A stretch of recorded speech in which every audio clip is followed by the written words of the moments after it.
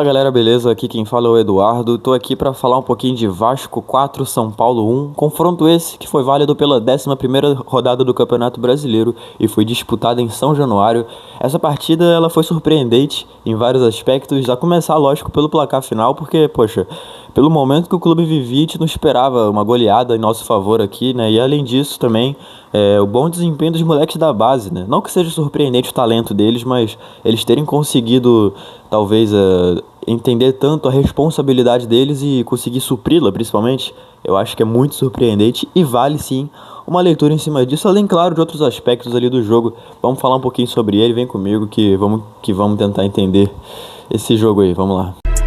How's man talk about pressure?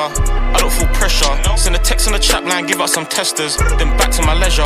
Bom, antes de começar aqui, de fato, só fica a recomendação a seguir a Analisa Vasco em todas as suas redes, estão todas aqui na tela. A gente tá no Threads, no Instagram, no Facebook, no Twitter e no TikTok, além, claro, do YouTube. Se você tá aqui pela primeira vez, considere se inscrever ao final desse vídeo, caso você goste do conteúdo, porque é basicamente isso aqui que eu faço. Então, se quiser ver mais vezes isso aqui, né, você se inscreva aqui, porque a gente faz isso com uma certa frequência. Então, cara, sobre esse jogo, né, primeiro jogo do Rafael Paiva desde a saída do Álvaro Pacheco, Álvaro que foi demitido durante a semana após a derrota para o Juventude, que foi a sua terceira em 4 jogos, além de um empate nesses 4 jogos, um desempenho de fato vergonhoso, né? Então acho que a expectativa desse time desempenhar estava lá embaixo, não por acaso, afinal o torcedor não vinha convencido por as atuações desse time.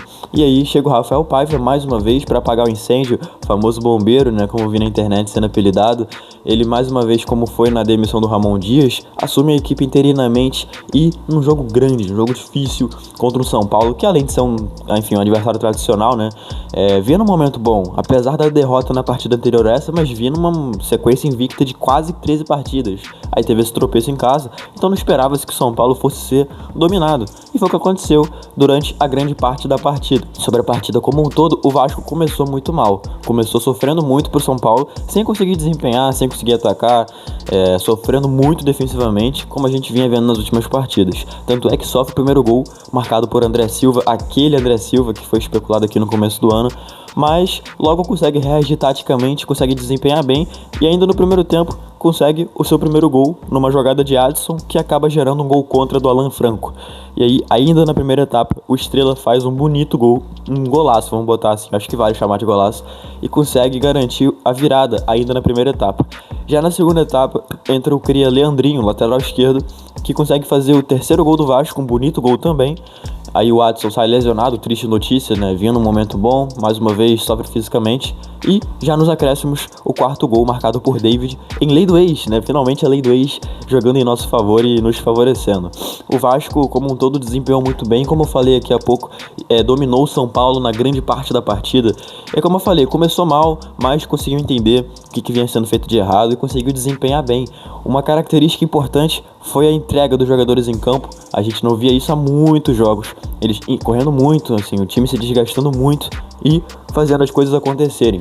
Foram 90 minutos de muita dedicação e um time disposto a desempenhar e fazer valer seu fator casa, fazer um agrado ao seu torcedor. Sobre esse torcedor, ontem foi uma situação quase de público zero, né? Teve pouquíssima gente presente em São Januário para acompanhar a partida. Quando eu falo pouquíssima, eu tô falando de 5 mil pessoas, mas isso teve um motivo, né? Foi um protesto promovido pela Força Jovem, pela Ilha Jovem e pela Mancha Negra, de que ninguém fosse, né? Como uma forma de, vamos lá, vocês estão fazendo tanta besteira, vocês não estão vencendo, então não vão contar com a gente, basicamente isso.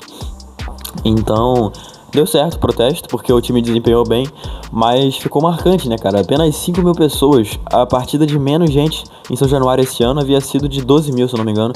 Então mais do que o dobro do que se viu ontem.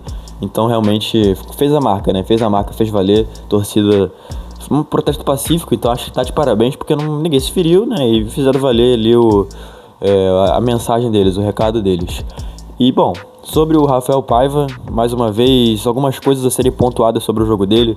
Ele não consegue fazer uma defesa tão sólida. O meio de campo, defensivamente falando, tem dificuldades, mas ofensivamente não tem nada a desejar, né? O Vasco cria muito pelas laterais, sobe muito. A dobradinha Paulo Henrique e Adson foi muito bem enquanto o Adson esteve em campo, enquanto o próprio Paulo Henrique também esteve em campo. Ele acabou saindo na segunda etapa para a entrada do Puma Rodrigues.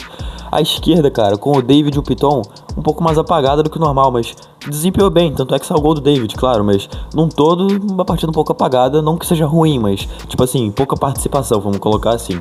O Verratti retornou a campo, né, depois de ter cumprido suspensão na última partida, e voltou a campo como capitão, né, então, assim, fica esse recado maravilhoso do novo capitão Pablo Verratti, que inclusive a minha pergunta ontem na coletiva de imprensa foi em cima dessa capitania dele. Ela vai tocar agora para vocês verem, além, claro, da pergunta, da resposta do Rafael Paiva. Boa noite, professor. Eduardo Alves, do portal BTB Esportes. A tendência, falando dessa partida, é analisar a atuação dos jovens e o impacto deles, mas um aspecto que me chamou muita atenção foi o Pablo Verratti portando a braçadeira de capitão.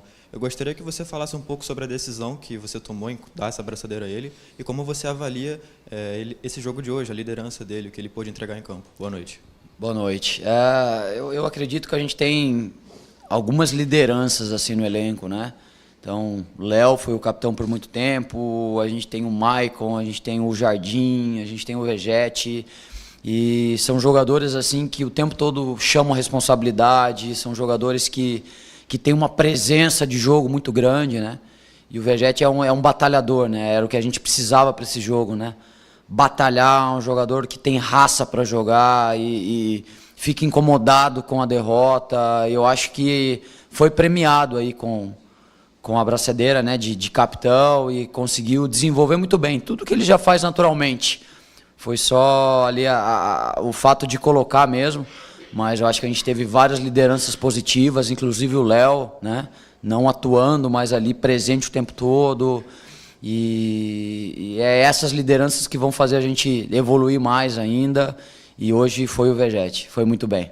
Enfim, eu acho que é uma vitória muito boa, que dá uma tranquilidade pra gente na tabela, e mais do que qualquer outra coisa, garante que a gente não termine a rodada na lanterna, né? Porque tinha a chance disso acontecer caso o Fluminense, o Grêmio e o Corinthians vencessem as suas partidas e a gente tivesse perdido, como vinha acontecendo até os 20 minutos do primeiro tempo. Então o desespero bate e tal, mas deu tudo certo. E a gente agora volta a campo para enfrentar o Bahia na próxima quarta-feira, lá em Salvador. E a gente vai ter um desafio grande porque o Bahia não é um time fraco. Assim como o São Paulo, que como eu mencionei há pouco, vinha num momento bom, o Bahia também vinha num momento bom. O Bahia vinha aí de praticamente 9 jogos sem perder no Campeonato Brasileiro e perdeu pro Flamengo na última rodada, fora de casa, mas perdeu jogando muito bem. Eu tava lá no estádio para esse jogo, eu posso falar com tranquilidade, jogou muito bem. Então vai ser um desafio grande pra gente conseguir continuar pontuando e sair desse buraco que a gente se enfiou até quando der. E sobre o Rafael Paiva, mais uma vez, infelizmente eu acredito que ele não vai ser efetivado, mas, cara, mostra mais uma vez que é um bom treinador, cara. Na primeira passagem dele mostrou boas coisas e agora vamos ver como é que vai ser, né? Vamos ver como é que ele vai desempenhar nesse segundo momento dele com a camisa do Vasco.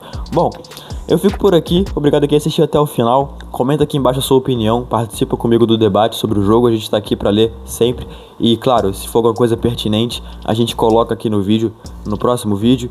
E também, claro, siga a Analisa Vasco em todas as suas redes que estão aqui na tela, principalmente o X, que é onde a gente mais fala, onde a gente está mais ativo. É isso, tamo junto, valeu galera e até a próxima.